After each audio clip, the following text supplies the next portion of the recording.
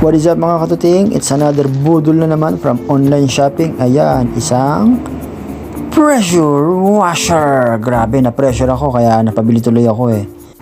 And ito ang mga laman niya. Ito yung hose, tapos dalawang battery, tapos yung charger, at yung mismong barrel. Tapos yung lalagyan ng sabon, tsaka yung nozzle. Ayan lahat. Siyempre, paano gamitin? Siyempre, ilagay mo muna ang battery. Tapos, sunod natin yung hose. Grabe, nakakatanga. Hindi ko alam to. Kalito. So, yan. Ikakabit mo lang muna itong hose dito sa beng-beng.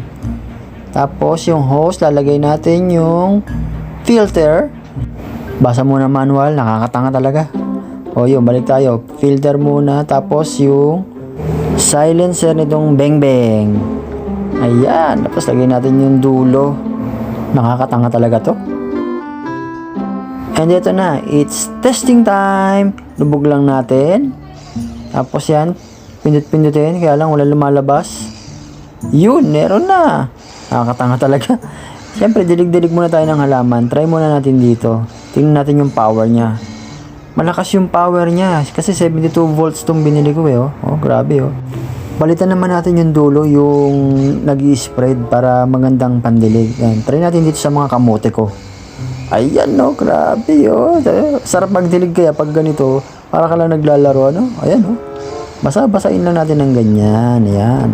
Siyempre, dito na tayo sa motor ko. Linisin na natin. Ayan. Ang lakas oh. Hindi ko na muna kailangan punasan para matanggal yung alikabok. Tanggal agad pati putik. Oh, at yan yung pamangking ko. Nanggugulo na naman. Ulit mo Siyempre, ayan tanggal ang putik sa ilalim Walang kahasel-hasel, ang bilis lang niyang gamitin. Ayan diba? Nilagay na natin yung sabon. Yan. Diba? Tatanga-tanga talaga, So, ayan, nilagyan ko lang siya ng tubig tsaka Joy. Meron na akong instant sabon. Yan, spray na natin yung motor ko. Diba? Hindi na natin kailangan na magpiga-piga ng sponge para sa sabon. Spray-spray lang din lang naman.